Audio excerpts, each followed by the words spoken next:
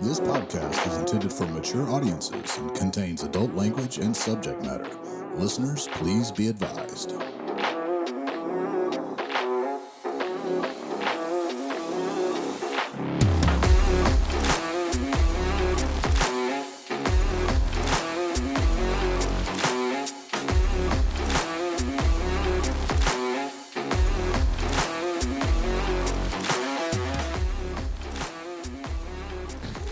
Good evening, everyone from Austin, Texas. Welcome back. This is the next episode. We're not allowed to number them anymore. This is the next episode of Drinking with Your Ex. I am Bonnie Neal. And I am Blake Thompson, and we are going to make a whole bunch of poor life decisions this evening. Much like deciding to do this podcast and you may deciding to listen to it. Thank you. We love you. All right. So this is a podcast that we have started. This is our penultimate episode of our first season. Blake and I are exes. We dated back in the day, and now we both... Back in the 90s, back when the towers were still in the air. I like back in the turn of the century, right? But, just pick your flavor of self-beating grammar.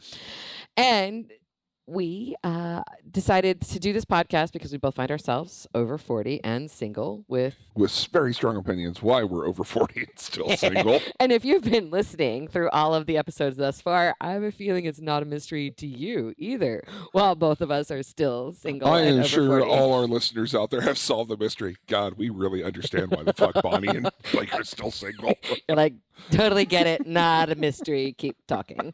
All right. But this podcast, it has 3 rules. The first rule is each episode is inspired by some type of liquor and or beer. Or cocktail that is cocktail related to the week's theme. The second rule is that we each get to introduce the other, thus engaging in the age-old fun edge play of having your ex introduce you to the world. Yes, I'm going to write your dating profile. Fun, guys. Fun. And our third rule is Bonnie's favorite rule. And also the favorite rule of all our listeners, apparently, because they really like our sadomasochistic behavior on this one. Each one of us get to ask an uncomfortable question of the other. Where there is no backing down, there are no takebacks, there are no safeties. You have to answer that uncomfortable question as honestly as possible. And since we both know each other really well and staring at each other while we do this. Like, look in my eyes when you lie to me, white boy. Yes, it's fun, guys. Thank you for tuning in. Honestly, we'll get into this probably the next episode, but it's just been amazing the amount of responses and feedback we've had to this podcast. I want to put this at the beginning. Please send your questions, send your ideas, topic requests to info@drinkingwithyourx.com, spelled exactly as the Queen's English intended.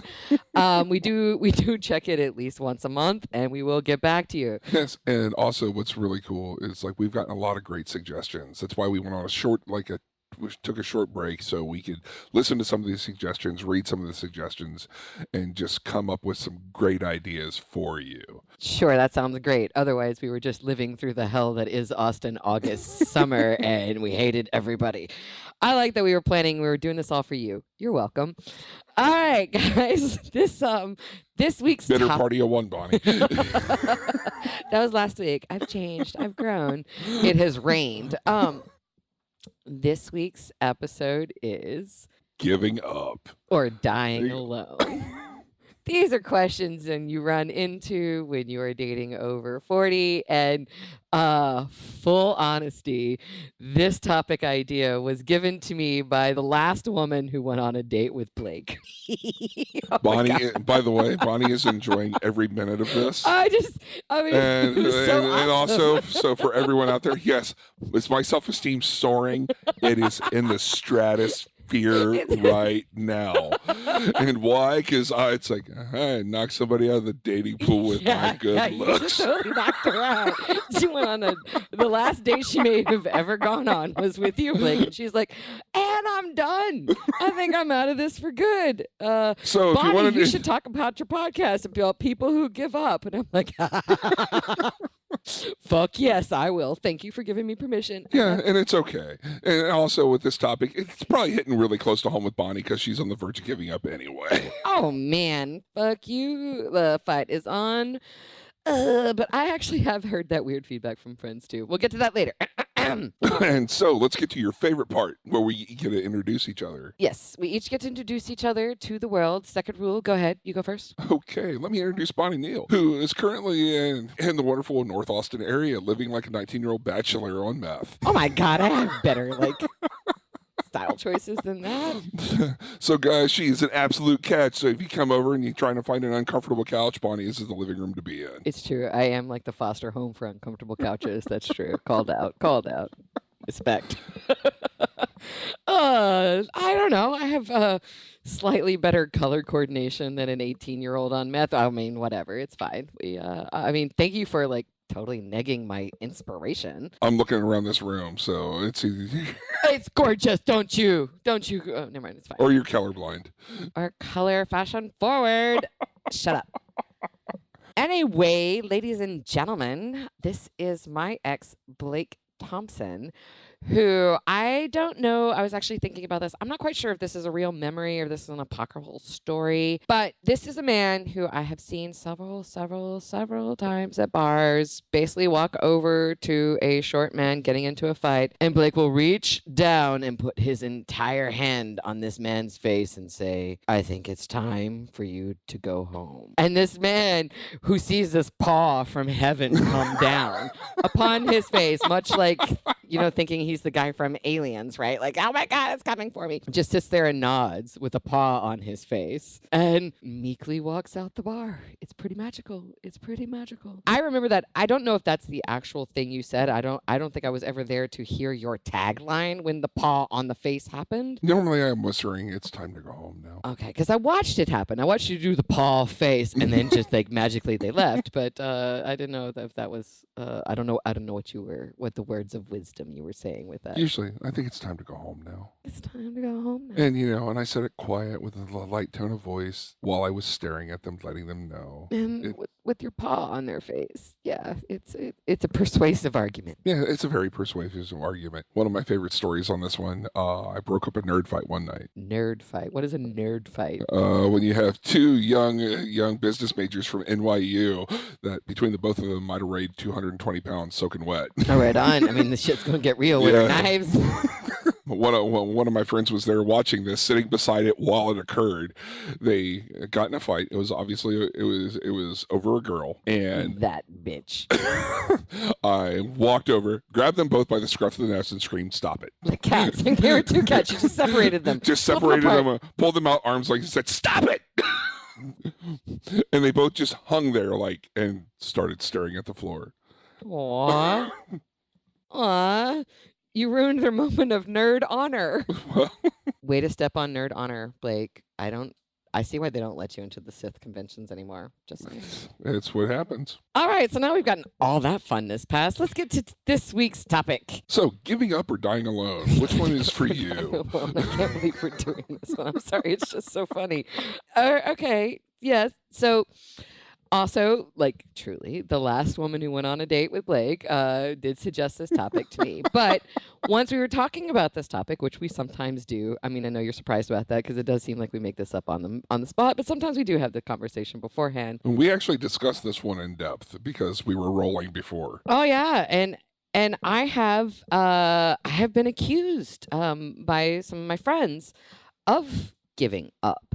And I was a little startled and shocked to hear that, and it makes, I guess, I mean, it makes sense to me now, kind of looking back on it, right? This was in my 30s when I was overworking and kind of living my best overworked corporate bitch self, and men and sex and relationships was literally something I penciled in and didn't ever bother to cross over into any other aspects of my life and my friends. And tapping your watch going, "Yeah, how long is this going to take?" Yeah. Being because we were talking about the fetish thing, and I was like, yeah, if you've got something that's a very long-term fetish, I have to reverse cowgirl while singing "We Didn't Start the Fire," and I have to like take it from the top and not get anything wrong. Like, this is time consuming. I have a very narrow window. I can't invest in this. I don't have the bandwidth for you. Yes, you are your fetishes. I'm here for them, except if they're like not time efficient.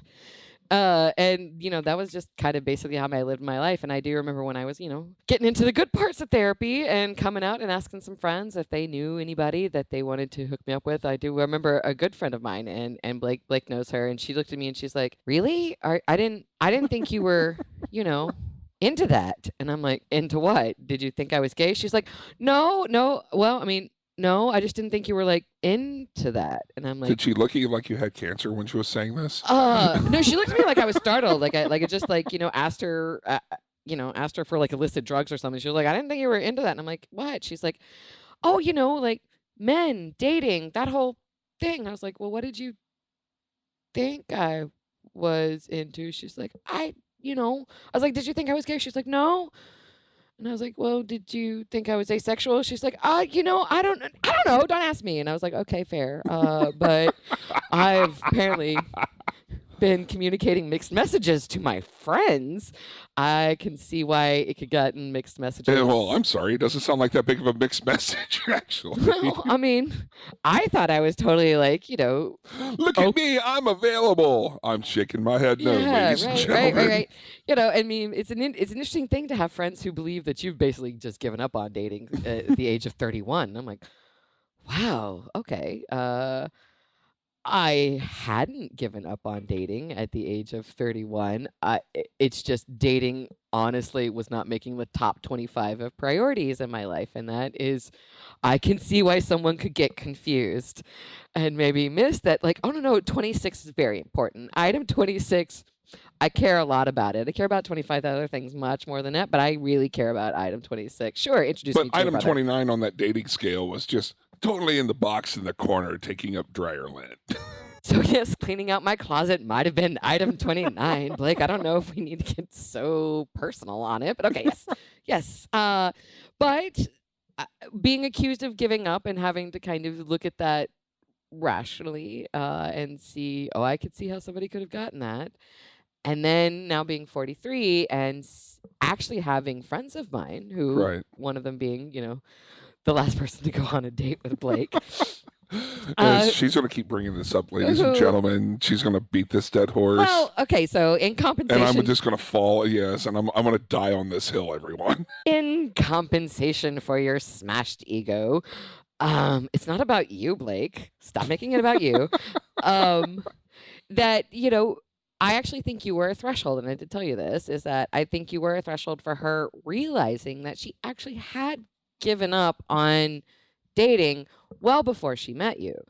Before she met you, she had always found something wrong with every prospective suitor, right? She had basically turned into a real high status, choosy bitch that every approach she shot down, but she had a real but you're sitting there reason. basically you're telling me she had high standards. Yes, but there's high standards, and then there's like, I'm sorry you used the Oxford comma here and did not use it there. You should go to the dungeons. All right, there's. I want to go to the dungeon. My safe word is Mango Sherbert. Oxford comma is your safe word. Oxford for comma is my safe word. All right, fair, kinky, but interesting. But so there is like ordering an execution based on a grammatical mistake, and then there's having standards. Do you know what I mean?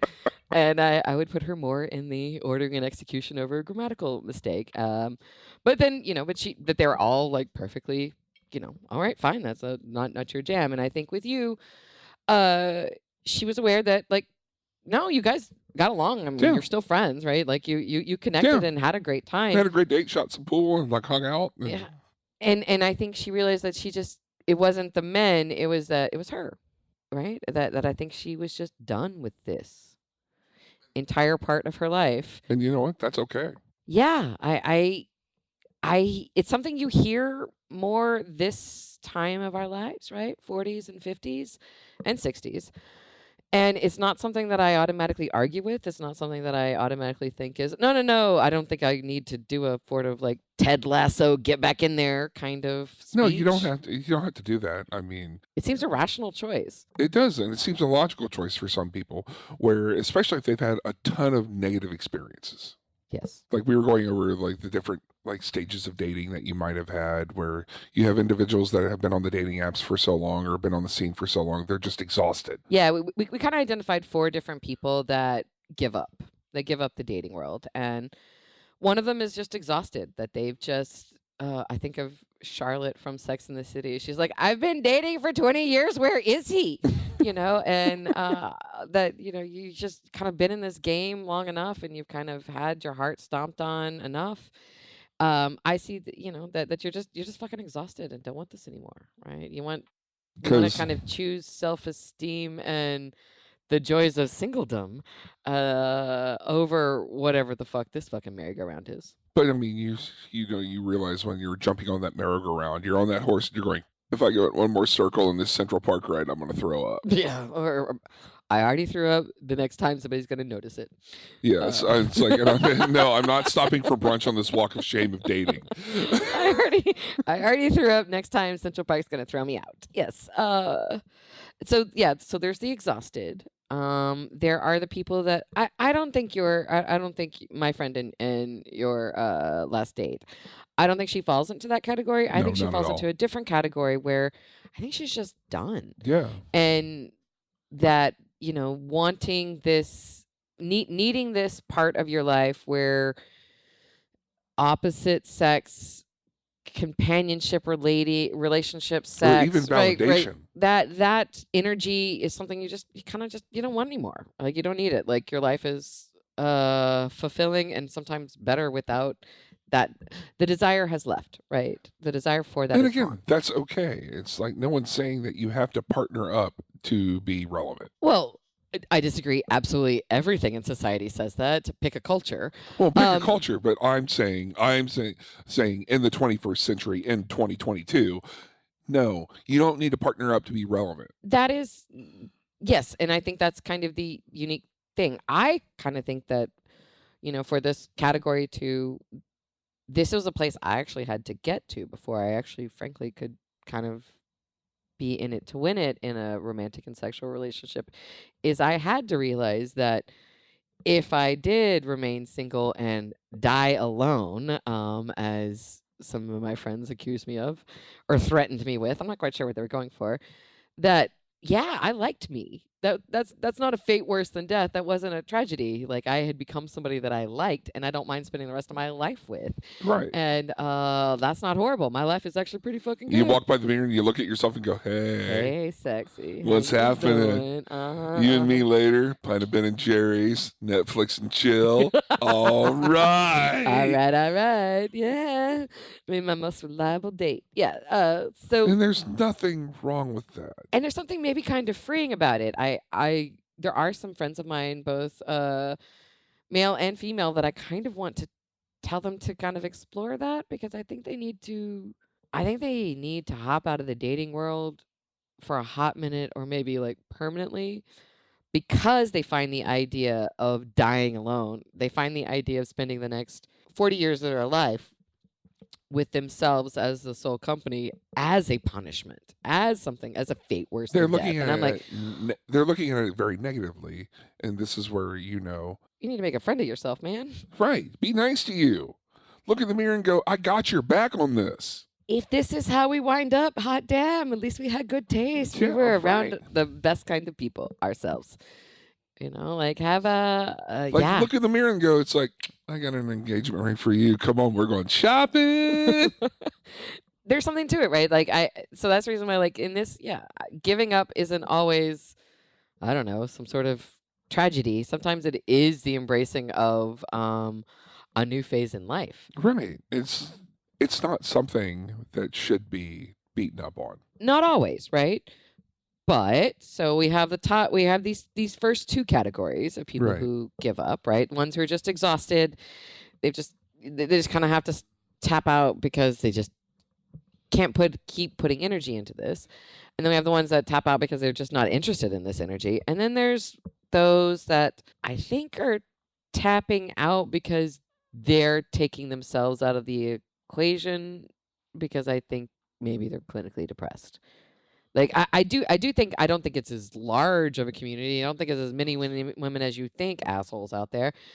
But there are people who give up. And again, like, okay, a negative aspect of mental health is not gender specific. Let's be honest. Correct. Where if someone could be clinically repressed, it could also not be depression. It could be anxiety. Because if you, like, I'll use myself as an example. On Tinder, went through one night swiping right on everything I saw. Not one match. My self-esteem was in the toilet by the time I was done. Going through Tinder, going through Facebook dating, going through OkCupid, all the nonsense. Not getting one solid match. So we talked about this, but first of all, I hate the idea that anybody, male, female, goes to a dating app looking for a self-esteem reality check. You might as well just stand up in your assembly class in high school and be like, guys, do you think I'm hot? And then you get what you get, right? Like you've asked a mob to not bite you, and then so like I also think you might have aged out of Tinder. This is where that conversation went to. Sorry about that. Okay, so I've aged out into Tinder and right into AARP. Thanks, Bonnie. I mean, Tinder is a hookup app and is a hookup app geared towards hookup culture, which you might Bonnie, have aged out of. I'm just putting that out there.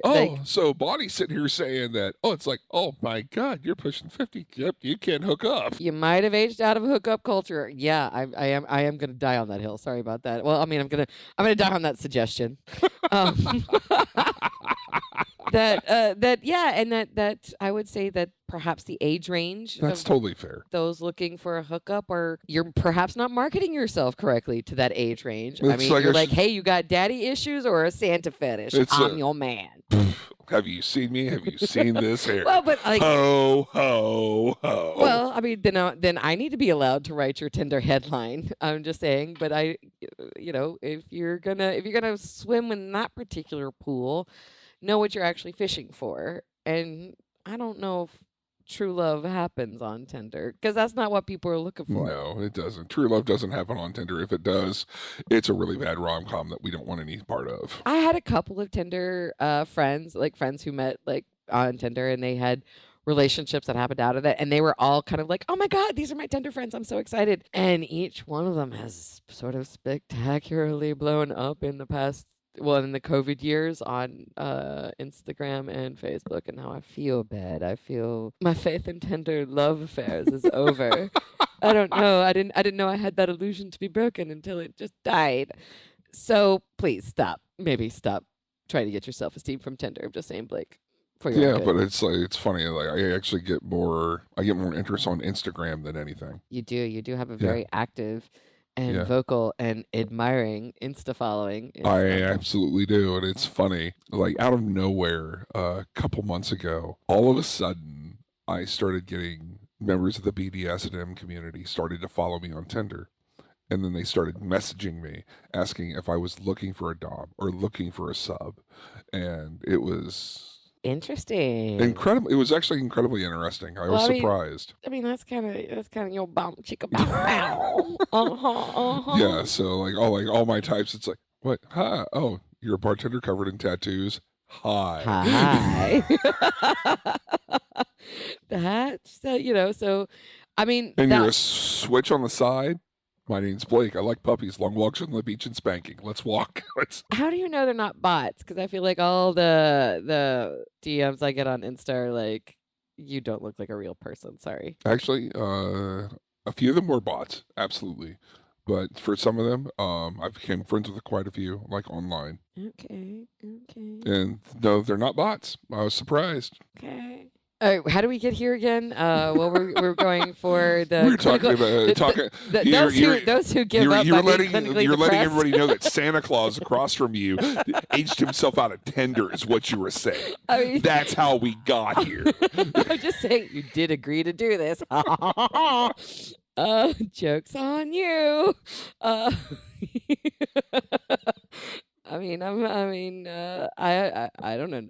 It's a mystery to me why I'm still single. It's shocking, really. I don't know. It's just the meth lab in your back room. It's fine. I have a meth lab in my back room. Can you stop saying things against me losing my license, please?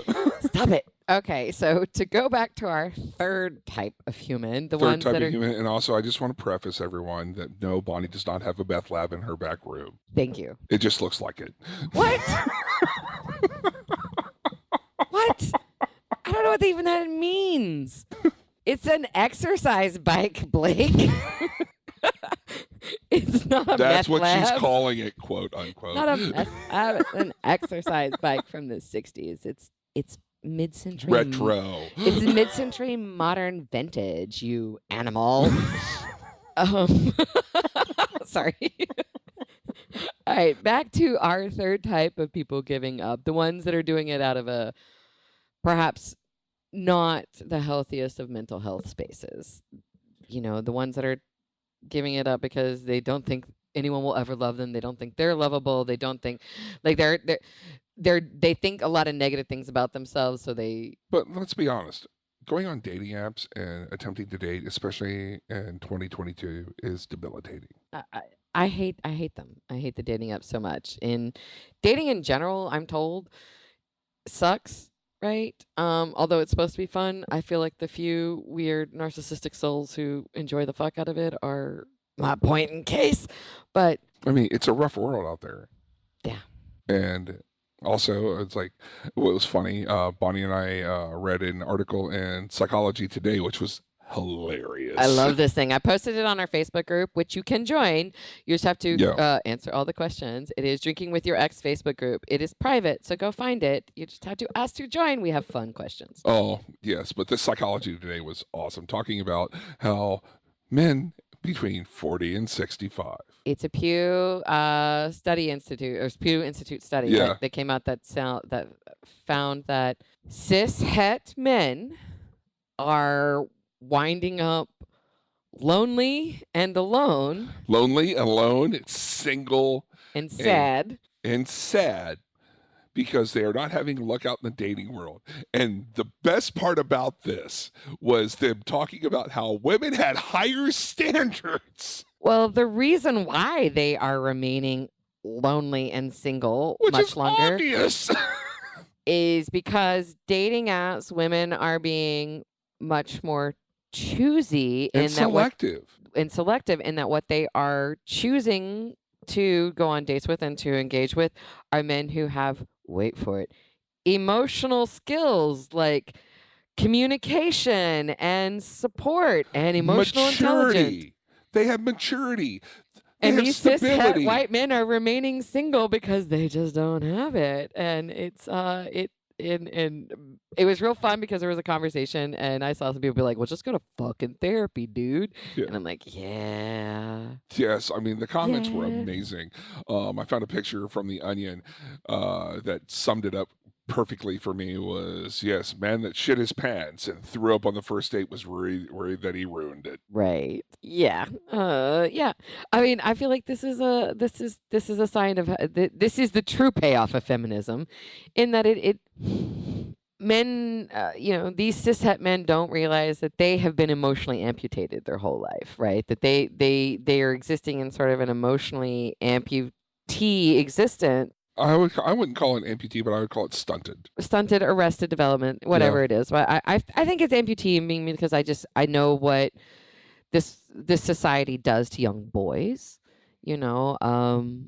Elementary school, junior high, and high school, boys are brutal to each other, and men are brutal to boys, and women are brutal to boys. Like, boys are like a lot of really fucked up, emotionally traumatic things happens to young boys to sever them from their emotions, to sever them from pain, to sever them from expressing pain, fear, any emotion that isn't anger or stoicism, right? And stoicism is not an emotion, FYI. No, it's not an emotion. It's a poor coping mechanism and a very specific, very short-lived Roman philosophy. Based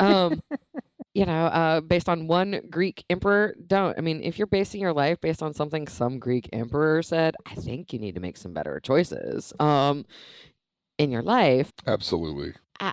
that giving up, whether consciously or subconsciously, and I think on some level, these men have given up. They've given up on feeling empowered in their life, right? They've given up on trying to regrow some of those emotional limbs, right? Going to therapy, trying to figure out how to, like, talk about their emotional life, how to talk about how to value, what was one of the quotes, like, how to value their own thoughts and communicate them adequately, right? And I'm like, yeah, that is, I never thought about it, but yeah, that is something that, like, men don't do, right? Well, They just shut down. And I'm like, well, and again, it's like movies and television and the boomer generation John taught Wayne us. lied to you.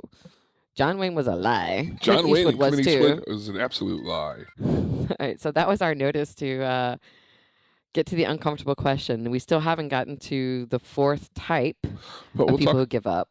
Yeah, but again, it's like just on the last thing on the mental health, some people like do give up to protect their mental health. Yes. Well, trauma, right? And people who give up out of trauma, they're coming out of a divorce, they're coming out of a bad relationship, they're coming out of a partner dying. Widow and widowers, that's a real thing. Yeah, and especially at our age. Yes, and it tends to become strokes and heart attacks are real, everybody. They are, and cancer's real, and cancer's pretty indiscriminate, and honestly, frankly, suicide is pretty indiscriminate. Especially for this age range. Yeah, and Blake knows this, and I was telling this to someone else. I actually have a client who's a widower now, and he and I have been talking.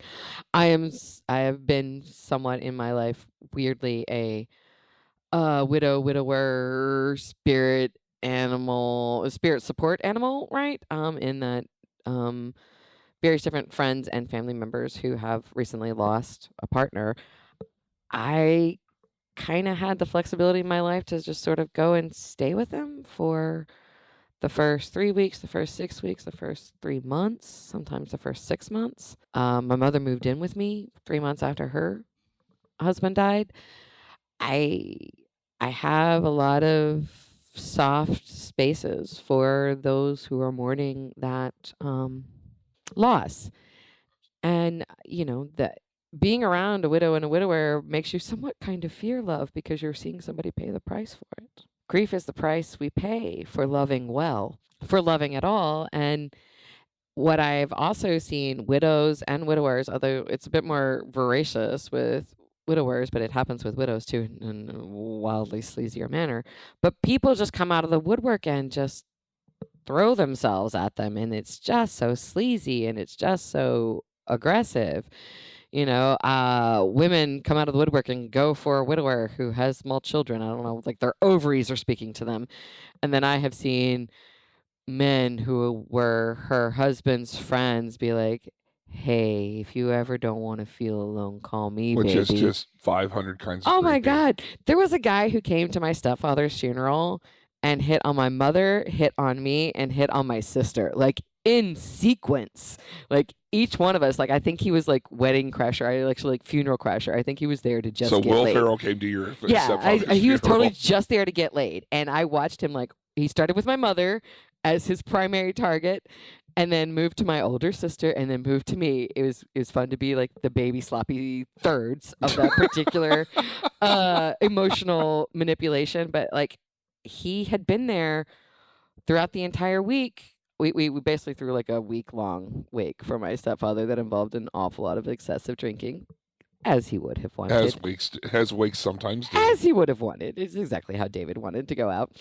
And this guy had been there, like, 5 nights out of the 7-week drinking wake. And then after the funeral, yeah, he totally made his strongest move trying to get one of these women into bed. And I was like, wow, you're a horrible human. But you think you're doing a service. That was even that, like, he really did think he was, what was it? What's that mayor, Pete Buttigieg? He really did think he was performing a civil service, really. But these are people who, like, trauma. When love has done you wrong, or love is just super painful. That I think with people who I think give up out of trauma, I have a lot of respect. I give them some space. I also kind of keep a little hand on their skirt. because generally people who enjoyed being married are good at being married again. They're happier being married. And there are people out there that will be alone only as long as they want to. To be fair, you're one of those people. I think that about you. You'll be alone only as long as you want to. Yeah, right now it's Yeah, I think you're kind of deliberately taking some alone time, but I have a feeling once you really turn on the Blake green light, um, the rodeo's on. Like my former roommate, right? You know, she took some time off from a really bad marriage that I'm proud of her for taking the time she needed. But when she was like, I'm off, I'm done with relationships. I'm done with men. And I'm like, okay, but no, I think you'll be, you'll be alone only as long as you want to. Yeah, and I agree with that. I agree with that for everyone that we discussed this evening so far as well. Like, all jokes aside, for individuals that, they wake up one morning and it's like, okay, I'm ready to jump back in the pool. I don't think all people are the same. I think there are people like you that will only be alone as long as you want to. And then I think there's kind of maybe people like me that are alone until it occurs to them to maybe question that. Maybe, has there been some research? Is there a white paper I can read? And then there are those who are alone and not quite sure why. Yes. And if you're alone and you're not quite sure why, and you're trying to come up with ideas and reasons, first of all, I don't think you may be the best source of information on why you're alone. I think you might need some professional outside counseling on that one. Or you're looking in the wrong places. Yes, you're looking for, well, I mean, there's a lot of different reasons why we are alone or we're in continuing bad relationships. Those are different podcasts, Blake. We have a season 2. Don't spill it all at once. Season 2 is coming soon, and ladies and gentlemen. It is. It'll probably be after Halloween, but season 2 is coming. Yes, we'll probably get into that about the various different reasons why somebody remains alone. But I respect giving up from this particular crowd, but I also think this particular crowd, I keep a hand out, or maybe keep a hand on their lead line, because they're taking a break. I don't know if they're giving up. If you're throwing in the towel for a few minutes, it's okay. Well, but sometimes you need to throw that towel in and believe you're giving up the fight. Sometimes you need to be like, which one is it that Rocky gives up the fight? I don't think he ever did. Never mind. Dolph Lundgren's, no, sorry, that didn't happen in that movie either. Let's move on. Move on. Body's joke failed, everybody. She was trying really hard. I'm not into boxing. Sorry. Yeah, I mean, I think sometimes when you throw in that towel, you have to believe that it's forever, because that's kind of what you need it to be. You need this to be like, I am done. And then sometimes it's a safe place. Yeah. To sit there. It's like, I remove myself from the field, because you're actually stopping and taking care of you for a minute. You're making something about you, not about another person. Yes. And that is, anybody who's been in through a bad breakup, right, realizes that it is actually the negative space, sometimes like expanding oneself, right, to take up the space of the loss, right? That involves some alone time and maybe some gamma rays, and but also, again, it's not selfish to sit there and go, I need to take care of me for a while. No. I don't have that bandwidth to add or attempt to add another person to my life in a romantic nature. And maybe I don't ever have to. I do actually think there's something to be said about giving yourself permission to entertain this is forever. Because some part of you may need to believe that they maybe never have to go back out that again. And that makes sometimes going back out there again more of a new journey, as opposed to, oh, I'm just going into the corner of the ring. Keep going with the boxing metaphor. I'm so sorry. Keep going to the corner of the ring to just get like massaged and maybe like a bump of Coke. I just need something to get me back into the fight. I think maybe the part of you like that needs to heal from a real trauma needs to be like, nope, we're throwing in the towel. You don't have to fight anymore. No, and it doesn't have to be a fight. It doesn't have to be a fight.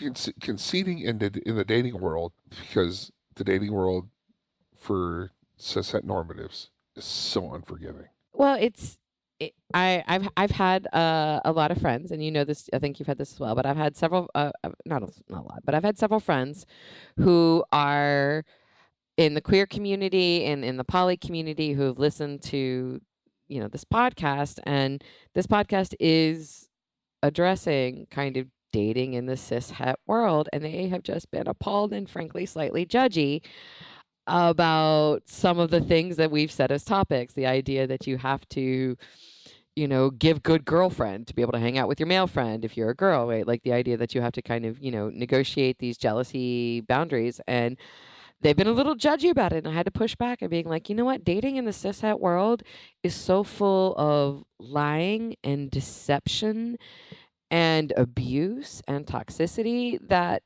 these angry defense mechanisms, while they seem extreme, they're also based on fucking empirical evidence of a lived experience and you don't get, maybe you do get to look down on it, but you also have to be slightly compassionate about it. Right.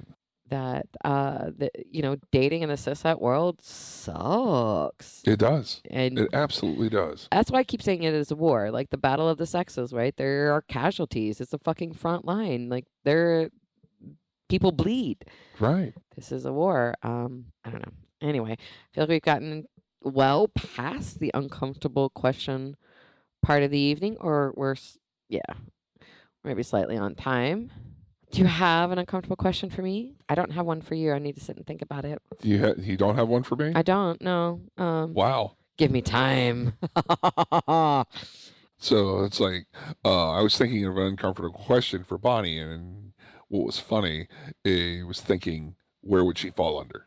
And it's not really an uncomfortable question for this topic. I mean, where do I fall on these four? Yeah. I would say I haven't given up. Believe it or not, I've actually never given up on dating and romance. And, oddly, an odd thing about me is that I do have a slightly romantic heart. It's been a driving force in me. And also, I think the description that you gave me is like, I would actually throw right back on you, where I feel you're going to be as single as you want to be. Because when you have standards, you're looking for something very particular in a potential partner. Yes. I mean, I've had other friends and I've had other people say that to me, is that I'm also only as single as long as I want to be. That I disagree, and I think maybe I need you to elaborate more in what you think, and I will try to elaborate more in what I mean by that statement.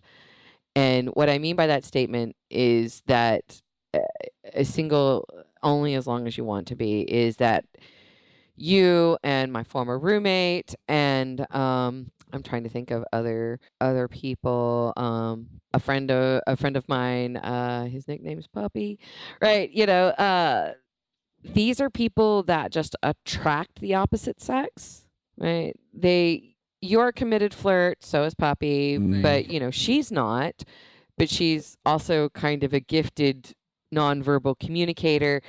But I have friends that I have seen through my life that just attract the opposite sex. They just kind of, our mutual friend who is itty bitty and just made art cars, right? Mm-hmm. She is also somebody that's only as single as long as she wants to be, right? Because there is, in some ways, like a line of, potential suitors always lining up. But also, she's an amazing human being. And so are you, and so is Puppy, and so is, my former roommate, right? Like, so are these people, but there is something, a je ne sais quoi. I don't know what it is, but there is a constant source of the opposite sex is just attracted to you. And so there's always somebody in the wings. And so whether or not somebody gets on stage really is 100% dependent on you about whether or not you're you're holding auditions, right? I mean, I'm sorry, this is a shitty metaphor, but this is what I'm going with. I am not that person. I'm standing there in the audience with the clipboard going, check, check,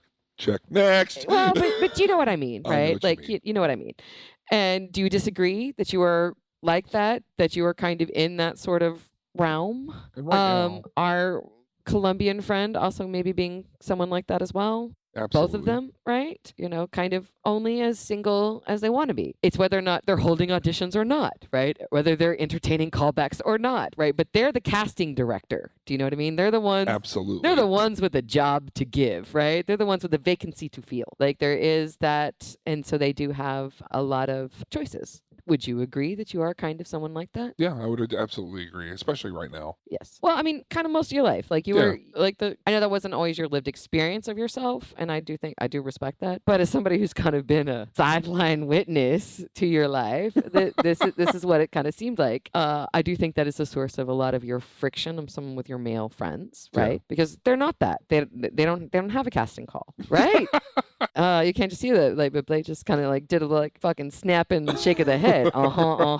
You know, I am not that person. I am not like that. I don't have a casting call. I don't have a lineup. If I have a sign that says "Beware of dog" and trespassers are shot on sight. Do you know what I mean?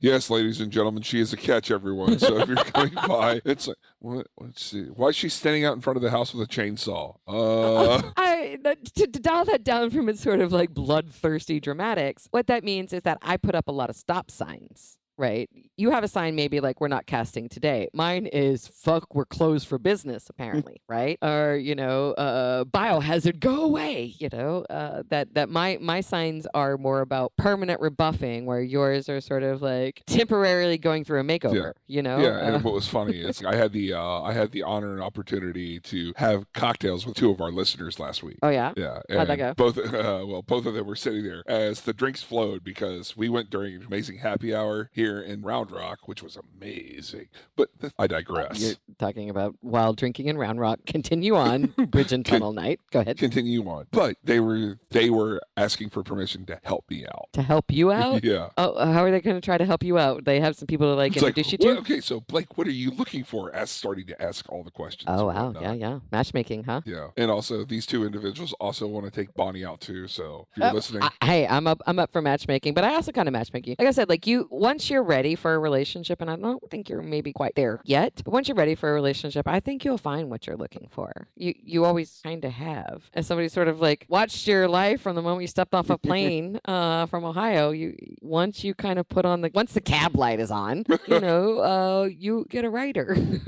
Wow, man, all of my mixed metaphors. Wow. I'm sorry. Thank you for making me sound so incredibly shallow.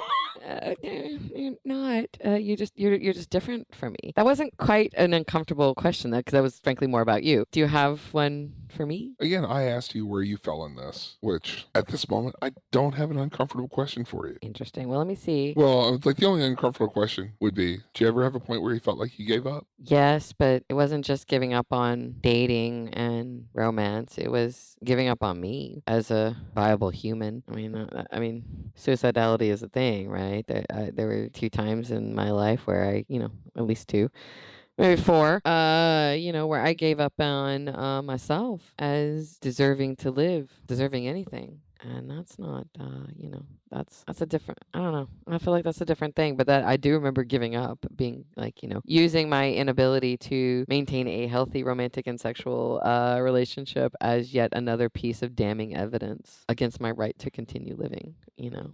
When you have a ninja in your head that is trying to kill you on a regular basis, sometimes you have to take them to court and present your evidence about why you deserve to live and listen to their evidence about why you deserve to die. And when you're in that place, of course you give up on that, because I was just utterly convinced of my own unlovability and was literally arguing with myself about my right to live. And It's a hard place to come from. It's a hard thing to go through. It's kind of interesting to realize how touch and go it was. Like, when you say you see your life flash before your eyes and you realize that the person holding the gun to your face is you, when you realize that you're your most dangerous opponent. Yeah, that's when I gave up. But I gave up on a lot of other things, but I can hear my friends and my therapist in my mind saying, but you obviously didn't, because you're still here, right? So there was obviously, 5% of me that did not give up. Never let go, Jack. Never let go. Plop, right? Oh, sorry. I didn't mean to take this into a funny thing, right? Or a Titanic reference. There was obviously parts of me that didn't give up, and that's the reason I'm still here. But yeah, that's when I gave up. And that's the reason why I understand all the various different reasons of the 4 different people we talked about, right? But I worry the most about the ones that are taking themselves out of the game. because they don't think they deserve it. Right. Those are the ones I kind of poke at and push back and pull in, because I know what it's like to take yourself out of the game because you don't think you deserve love at all. And that's always wrong. Right on. Unless you're Trump. That's always wrong. All right. Uncomfortable questions for Blake. I don't think you've ever really given up. I think you have flirted with and entertained romanticism of it, but I don't think you've ever actually done it. This is an uncomfortable question, but maybe it's specifically uncomfortable for you. Have you ever advised a friend or loved one to give up? No. Really? I've never advised them to give up, but I advise them to establish self-care. Elaborate. What parts of their lives are they not taking care of? Where they're looking at dating, having challenging aspects of dating, and look at how they're taking care of themselves versus attempting to find another partner. All right, I feel there's some weird counselor speaking that. I need you to be a little bit more specific. Like, what do you... Give me, for example, then. Like, let's talk about one of them. And, no names, but... No names. Give me the case file. Case study, sorry. Case study where... Personally and professionally, I've given a lot of relationship advice, ironically. Go ahead. And it's almost like we're doing it right now, but go ahead. It's right now. Again, this is the new aspect of that part. Again, this is where, personally, my hopeless romantic comes into play. Where individuals, like I've used the analogy before, it's like I always felt there's a lid for every pot. Okay. And that's true. You have said that most of your life, yes. Yes, I've said that most of my life. And where individuals, they're still seeking. They're still hopeful that there's someone out there for them. Have you ever met anybody that you're like, nope, probably not you? No. Really? You've done some real hard luck cases, man. Really? You never really thought that... Yeah, and what's funny, lives in his parents' basement. I've known that guy? I've known some hard luck cases, and what's funny, they have found partners. True, he does have a son, but you really think like he's got a Princess Buttercup out there waiting for him somewhere? Really? Yeah. What is the source of this optimism? It's not optimism. It's not so much optimism as it's kind of like a little bit of subtle realism. A little bit of what? Subtle realism. Subtle realism. Because if someone's seeking, if someone is looking hard enough for something, sooner or later they're going to find that aspect. They're going to find that target. All right, I have to translate that into Bonnie speak. That no matter what kind of hopeless apex predator they are, if they persevere, they will eventually find a wounded one in the back of the herd. That they can. It doesn't always have to be. They can successfully tackle and own. It doesn't always have to be the wounded one in the back of the herd, because some of the people that we're talking about, I do know. It's just why I'm sort of like, are you really? And what's funny? Like, do you really, in your heart of hearts, believe that there's a lid for their pot? Yeah. Or do you really kind of think that, like, they need to like become a mole person and perhaps not. Okay, not inflict themselves? Are you asking for my personal opinion, or are you asking for my personal opinion on this individual? Do I think they should like get together with another human being, procreate? Hell no. Okay, I don't know. I mean, I'm not quite sure what I'm asking. I want to do over because I didn't get what I wanted. I'm not quite sure. I don't feel like I don't frankly feel like I made you uncomfortable, and that is always my goal. You made me wildly uncomfortable with your question. Although to be fair, I did technically answer the question, but I did go somewhere else. Yeah. But that's the technical answer to the question. I was honest. And I'm not quite sure where your uncomfortable question lies here. Because if you're looking at individuals I know, or either personally or professionally, have I ever told someone to give up? No. Because one, I don't believe in it. Would you ever tell somebody to give up? Would you ever steer somebody into that first realm of being like, maybe you just need to let this dream go and enjoy your current dream? Nope. No, because like I said earlier, what I would steer them into is self-care and giving them a roadmap for self-care, of taking care of them, putting themselves in the center. I'm not quite sure why I'm feeling such a desire to attack you on the substance of your statement, but like there is a very insistent 16-year-old part of me being like, bullshit. Like what is it? What is it you really want to say, counselor? Like, what is it you really think, counselor? And again, I'm giving you those answers. Interesting. I don't believe you. Sorry. So let me find a different. I'm just going to sit here and smell the fire of cynicism in the air.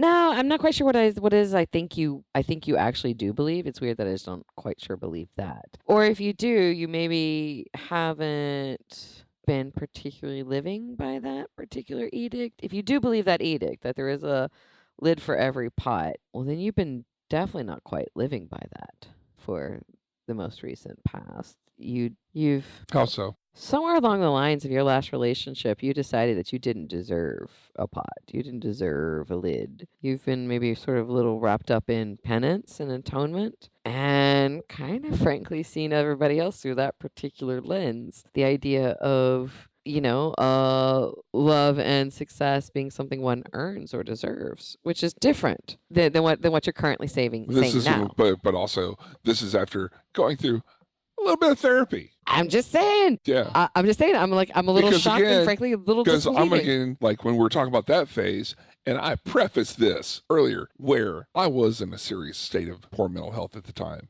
and I went to therapy to work on that, to work on my hope. Okay. So maybe that does come kind of full circle, where my uncomfortable question is, where do you fall on this list, Blake? Where have you been and where do you fall now? Let's see. Because I feel like there's been a transition. I've been exhausted. I've been on poor mental health. Okay. Been a combination of 3 of those, where it's like, you get on a dating app and you're sitting there swiping, because you're lonely one night, it's 2:00 in the morning and you're just like seeing what might pop up, and nothing pops up. Is anything going to pop up at 2 a.m. on a dating app? Depends anything worth dating having? Depends on the dating app. But again, yeah, like establishing, like we've talked about before, judging your self-esteem on a dating app is not a hill anybody wants to die on. Especially at 2 a.m. I mean, like what was one find on a dating app at 2 a.m. that's worth having? I don't know. Always looking for that night out that might be up too. That is a difference in New York. You can go to that diner. Yeah. All of a sudden it's like, a service night happy hour at 1 a.m. It's a real thing. It is, yeah. That is a real thing. Tinder's not that. Tinder's not a diner, man. After my last relationship, did I feel like I deserved a lid for my pot? No, I didn't. Because I was in a place where I wasn't emotionally available, emotionally at the time stable to be dating. And yeah, at that time I took myself out of that pool. Well, and we're, equally free with your judgments on other people being in that pool. You were quite cynical. No, but I was more cynical towards myself than other people. Yes, you are. I do agree with that. You were your first and favorite victim, yeah. For anybody that knows me, it's like, yeah, I have an evil auditor clown in my head that's my own worst critic. Yeah, because it's like the combination of 2 nightmares. A, an auditor, and B, a clown. Why? All right, so that was the progression from, so that was the, exhausted and, well, because I think you, forgive me for my unsolicited opinion on your last relationship, but that's why we're doing this. I think you got into your last relationship, honestly, kind of maybe not quite recovered from New York relationship, right? And you kind of came in exhausted and left, sort of clinically depressed and defeated. And yeah, that seemed like a lot of you being mean on you. And I'm mad at you for that, because I kind of depend upon you to be like, my fucking like dating cheerleader, and to see you sort of run yourself through some sort of dating meat grinder pretty let me down, Blake. So at the end of the day, this is about me. There you go. Sorry that my crippling mental health experience was a detriment to you. You know what? Thank you for your apology. Thank you for that. I've been waiting for it. But yeah, no, I have a lot of cynicism, and so I kind of depend upon some people's sort of buoyant optimism, and your very, very painful crisis of faith was upsetting to me, But it's also and to you, I do recognize that. But yeah, no. Thank you for acknowledging my pain and my existence. Well, but it was exciting, because you were in such pain, and but so it's also angry. something that, like as I said, when we first started talking, I went to therapy. You did. You really did. And to own my challenges I was having. What made you decide to do it? What was the final straw? Because you were very insistent not to, and you were kind of being turned down by a lot of therapists, which is usually a sign that you're unwilling to, untreatable, right? Also, and a lot of, let's be candid, a lot of therapists don't want to work with another therapist because, let's be honest, we know all the tricks. Yeah, you're dicks. And we're dicks. Like, I own that hat. It's like, I could try to reason with a house cat, or I could enjoy my life. Yes. Now, mind you, Bonnie's trying to reason with a house cat every day, ladies and gentlemen. Just FYI. Or I could try to enjoy my life. Yeah. But again, then I went out and found a therapist for therapists that doesn't put up with our shit. Did it take her leaving to do that? Or did you do that while the end was happening? A little bit both. I don't know what that means. A little bit of both. Well, it's like in the process, I was looking for a therapist, but her leaving really, Motivated you. yes. Because, like, if I didn't, it was going to be a bad day. Because, like, in the back of my brain, I always have a candle going. A candle? Like a light. Okay. Like, I always, like, that's my light for hope. Yeah. And when she left, that candle went out. And I got scared. I got very scared. Because it was the first time that ever happened. Like, it really hit home that I needed help. And I needed to get better. Yeah. That's not something anybody should take from you. Mm-mm. Thank you for telling me.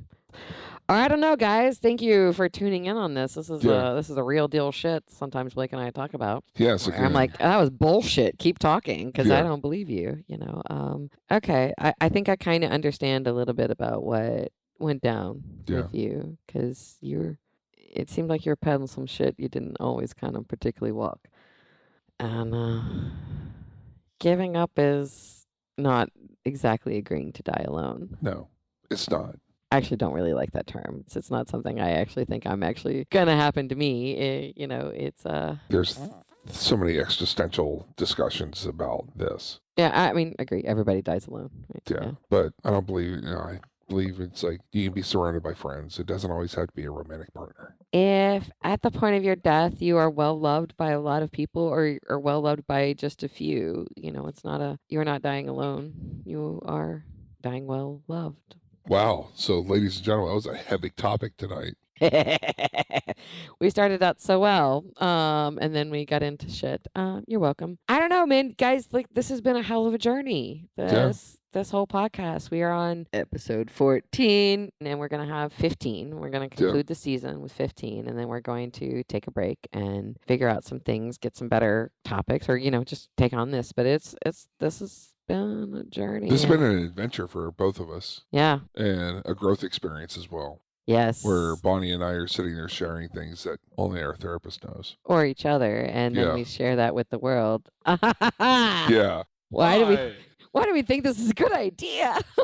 Come on, everybody. You love it when I expose myself. Oh, my God. Except that's a felony. But except now, people are going to pay us for it. Totally pay us for it. But totally pay us for it. Yeah, but we Ladies and gentlemen, I'll let you know I will have my OnlyFans page up before the next podcast. You totally should do an OnlyFans page. I'm not going to, but you should. Actually, I do have an OnlyFans page. Do you really? I do really. What is your OnlyFans page? I will tell that later. Yeah, one should be coy about it because one's not interested in attention with an OnlyFans page. Just saying. I recently made one, and what was funny, I ended up connecting with a few of my old clients from Gold's Gym from back in the day, which was totally comical. That does not seem like a completely random cross-section of humanity. Interesting. This has been a hell of a thing. We're going to talk about this on the next episode, right? About what this has been like. But and our next episode is going to be basically a recap of everything that we've done. Because everyone that's tuned in to listen, you are all so absolutely amazing. Yeah, and have such great insights and such great thoughts, and very articulate and sometimes very eloquent in a slightly painful way. I love it. Love it. Yeah. But yeah, info@drinkingwithyourx.com, please. And, it's a Facebook group, Drinking With Your Ex. Look for us. This has been phenomenal. Yeah, and I got the Twitter page up, which is DrinkingX. At DrinkingX. Going to start posting on Twitter to get as many followers as we can. Share and subscribe. Please do share this with your sister, the one that you talk shit about behind their back. That's also fun, the things I've heard about people. But share it with the people you love and hate. This is your friends. Yeah. Anyway, thank you for joining us for this wild and weird episode of Drinking With Your Ex. I am Bonnie Neal. I am Blake Thompson, and you can bet your ass it's time for a refill. Damn straight.